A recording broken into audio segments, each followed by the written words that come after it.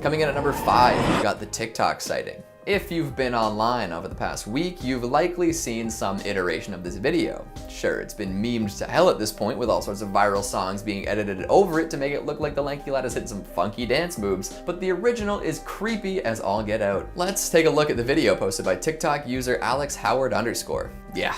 Wow. Up until this point, I'd always assumed that Sirenhead was a few dozen feet tall, not a few hundred. But that change in scale really boosts the terror, doesn't it? When Sirenhead is telephone pole height, it's a horror villain that might take out a few loose teens in the forest. When it's Godzilla size, we have an entire disaster movie on our hands. Absolutely bonkers. The way he shifts back and forth with the eerie sound of Chicago tornado sirens pitched down washing over the city makes you feel like the world is really ending. And if you take a look at the comments on the video, some people seem to think it really is. As the Sirenhead lore becomes more and more muddled with popularity, there are a whole lot of folks who see a relatively realistic looking video like this and assume that someone actually captured a video featuring a horrific monster. So somebody go and let them know that it's all gonna be okay. Coming in at number 4, we've got the graveyard incident. I believe this is the earliest known sighting of the lad we all know today as Sirenhead. Back during the glory days of Tumblr, Trevor Henderson shared an image of the spindly creature towering over a graveyard atop a hill. It's a clear sunny day, which doesn't usually make for great horror backdrop. There's a certain grain to the image too, adding to the creepy appeal. The photo's accompanied by some text outlining the origins of the legend. A couple was vacationing and decided to take in some local graveyards. Classic morbid couple activities, right? Well, when they arrived at this particular cemetery, the most notable feature was the large art piece sprouting from the middle. At first, the woman wasn't concerned. Seeing something like that standing in the middle of a field must be an installation of some sort. No sane person would assume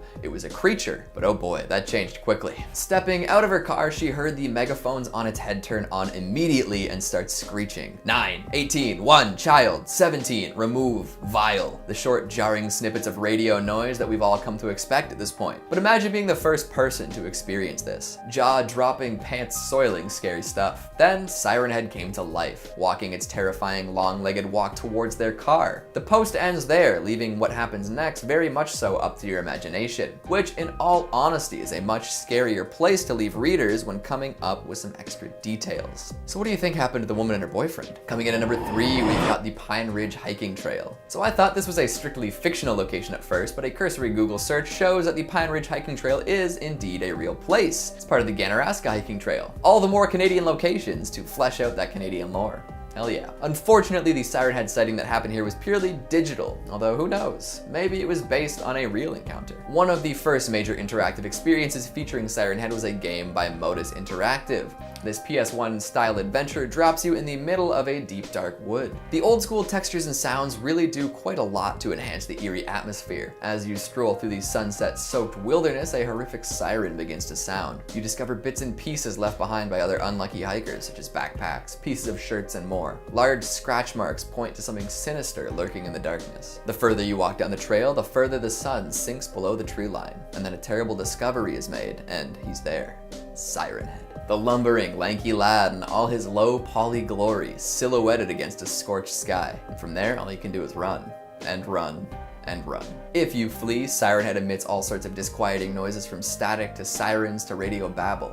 Make it to your truck and you're home free, for now. Stick around and see what happens, and well, you won't be sticking around long. Sirenhead doesn't like to miss out on meals. Coming in at number 2, we've got Beachfront Chaos. This reminds me of something from a kaiju movie. It's stark and scary and realistic in ways that I don't know if I can fully comprehend. It implies a universe in which monster settings like this are possible, which I love. I want a whole book based on this image, or a movie, or an animated series. Whatever it is, I think this is fantastic. Great work, Anti-Dark Heart. Check her out on Twitter. This is another extremely giant take on Sirenhead, and the way it's set up makes it work so very well. Imagine being one of the 2 people cowering on the beach. The absolute mind-numbing dread that accompanies the sight of a creature like that. The fact that it seems to be rising out of the fog, dwarfing everything in the comprehensible vicinity. The panicked birds who just moments before were resting on what they assumed was a gigantic tree or telephone pole of some sort.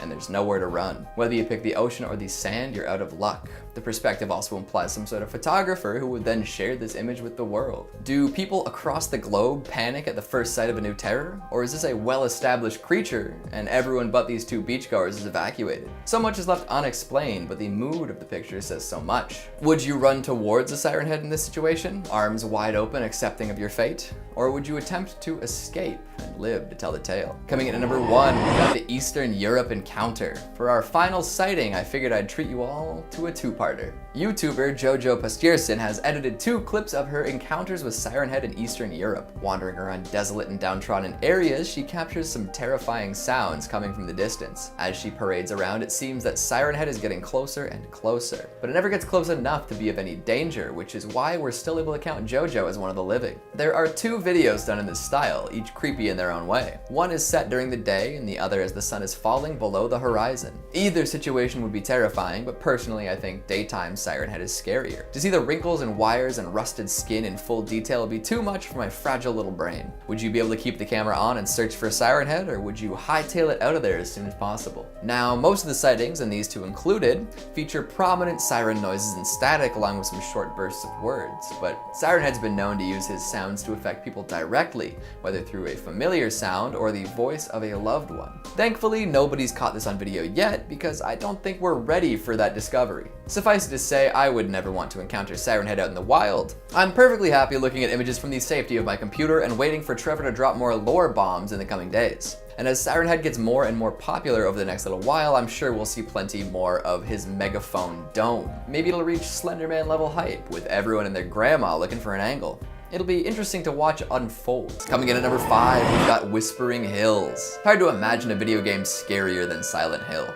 The atmosphere, the monsters, the fog, it all comes together into a wholly unsettling experience. I know we're all disappointed that PT got shut down, and that the more recent Silent Hills haven't quite captured the essence of the originals. However, if you're the kind of person who likes to mod their games, there might be a creepy surprise in store. There's a mod for Fallout 4 called Whispering Hills that tries its best to emulate the vibe of Silent Hill. Everything is enveloped in a layer of impenetrable fog, and ambient sounds are replaced with those from Silent Hill. At first, this mod added a whole new slew of creatures and killers from Silent Hill, from ghouls to monster nurses to the big lad himself, Pyramid Head. Now, you might be saying, Keegan, I thought this video was focusing on Sirenhead, not Pyramid Head, and you're right. I just wanted to set the stage for the lanky monster himself. In Whispering Hills, there have also been sightings of Sirenhead, wailing wanderer lurking through the wastes. He's at his creepiest off in the distance when the sirens are barely visible through the thick fog. You'll definitely hear Sirenhead before you see him too. Emitting all sorts of wails and echoey sound bites, Sirenhead adds to the super creepy ambience. And once you're aware of his presence, everything gets real unnerving. In the end though, Sirenhead might be better as an environmental feature, something off in the distance. It's dangerous for sure, but once you get up close and personal, it seems less scary. The model is excellent, but it moves in a sort of funny way. Attacking and walking looks sort of awkward as Sirenhead swings his lanky arms and legs. Still, if you like Fallout or Silent Hill or Sirenhead, it's worth experiencing. Coming in at number 4, we've got cave paintings. This is, well, not really what anybody expected. Usually when a new monster makes an appearance, it's some relatively new creation, especially when it's 40 feet tall and has what appears to be sirens where its head should be. You take one look at Sirenhead and would probably think that it somehow adapted those sound blasters from human technology. But if we take a look at these ancient cave paintings, it becomes apparent that this is not the case. According to Trevor, there have been depictions of Sirenhead engaging in combat with ancient humans found all over North America. This indicates that Sirenhead is not necessarily the new species we might have thought it was. It also implies that it's either quasi-immortal and has survived for generations, or that there's more than one Sirenhead. Both are terrifying prospects. Now, what we also have to consider when breaking down these cave paintings is the fact that we've only recently come to know of Sirenhead's existence. So how did it stay off the general public's radar for all these years if people have been fighting it since the time of cave drawings? Maybe there's something else going on, something sinister behind the scenes. Worst of all, these cave paintings seem to illustrate that we've never really had a good way to deal with Sirenhead. We as humans are more or less powerless against this mighty, freaky being. So I propose this. We should start a new religious movement worshipping Sirenhead. The Church of the Loud One? Maybe we'll have some mercy rained down upon us. Coming in at number 3, we've got Minecraft Sirenhead. There are only 2 things that are certain in life: death and taxes. But this phrase might need an update because I've noticed a third more recently. If something is popular, it will get put into a million Minecraft YouTube videos. Right now, Sirenhead is that meme and therefore must exist in every possible capacity, Minecraft mods included. There are a few different versions out there right now, but the one I was able to find out a little more about adds Sirenhead among other horror-themed creatures. It adds a feature that spawns Sirenhead from corruption blocks, creating a whole new monster for players to do battle with. It's really big and doesn't seem to move around much. It would be cool if it was lumbering around like the Sirenhead in Whispering Hills, but maybe that'll come soon. One thing it will do is swing its arms wildly if you attack it, and these flailing limbs are quite dangerous. One hit and you're dead, just like real life. This mod is essentially adding a boss mob, augmenting the nightmares of Minecraft players for the next little while. There are even folks who claim to have run into Sirenhead in unmodded versions of the game. They've posted stories on creepypasta wikis about encounters with huge, noisy creatures that cause not only Minecraft to glitch and freeze up, but other programs and apps too. There's no corroborating evidence in these cases, but if they say they saw Sirenhead, who am I to deny them? Coming in at number 2, we've got a multi-headed variant. Recently, Trevor's unveiled a couple more variants on the classic Sirenhead. None are as terrifying as this one though. It appears as though there are many versions of this creature, each with adaptations that make it deadlier. On March 23rd, he tweeted a photo of what appears to be a gigantic humanoid with long arms and bad posture, towering over some houses in a residential development. Attached is a short text snippet, seemingly from a news publication, detailing a terrible tragedy. It starts partway through a sentence. Many missing, but rumors of a significant amount of the population found dead in their homes or the streets nearby, with the corpses having burst eardrums and soft tissue. Now, prior to this image, Sirenhead was known to take down singular people, maybe small groups, but entire neighborhoods? That's intense. This supports the idea that Sirenhead does not kill out of necessity too, if he's leaving all those corpses behind. And if one can walk through a neighborhood and annihilate all sorts of folks through what we can only assume is concentrated sound, who knows what it can do next? If you take a closer look at the image, you might notice something interesting around the head. It has a cluster of sirens up there, different from how it's being depicted in the past. Unsettling, upsetting, unexpected. If you're interested in more sightings, maybe give Trevor a follow to make sure you're up to date. And finally at number 1, we have 0F3FAD-AD4E0F. Golden Lane Studio put this video out a while back. Best known for their Five Nights at Freddy's shorts, they uploaded some animated handheld footage of a person exploring a government-controlled area. Those numbers in the title are likely some sort of coordinates. This kind of footage tends to be bad news for those expecting a pleasant walk in the park. He strolls around, seemingly searching for something in particular. His camera work is shaky and often unfocused, adding to the tension. Their purpose is revealed when they mistake some power lines for Sirenhead and a bit of superimposed text. Speak of the devil, right? Because almost immediately afterwards, a car alarm goes off, prompting the camera person to whip around. It's then that we see a real Sirenhead emerge from the darkness and stride towards the hapless recordist. After a brief chase, they hole up in an abandoned home, listening to the sirens blare outside. Sirenhead can be seen passing by a window just as the camera person thinks that it's safe, and then one of the inner doors creaks open. The camera person heads towards the opening and something strange is there, but there isn't enough time to find out exactly what though, as Sirenhead crashes through the wall and the video feed cuts out. Coming in at number 5, we've got Allegheny National Park. We are going straight to the source here, Sirenhead's creator himself. On May 9th, 2020, Trevor Henderson tweeted out an image without a caption. The black rectangle was full of text-based accounts of supposed Sirenhead sightings all across Pennsylvania. Pittsburgh and Philly, you've been put on notice. Now, if you're in a city proper, you probably don't have to worry about too much. Probably. But if you head out into one of Pennsylvania's many forested zones, you might find yourself face to face with a gigantic terror. Or face to siren, I suppose. Either way, definitely not a situation anyone wants to find themselves in. However, there was a group of teens camping in Allegheny in 1984 that were a little less than fortunate. 4 young friends had departed on an overnight trip, meant to return home soon after. However, their parents didn't hear from them for days.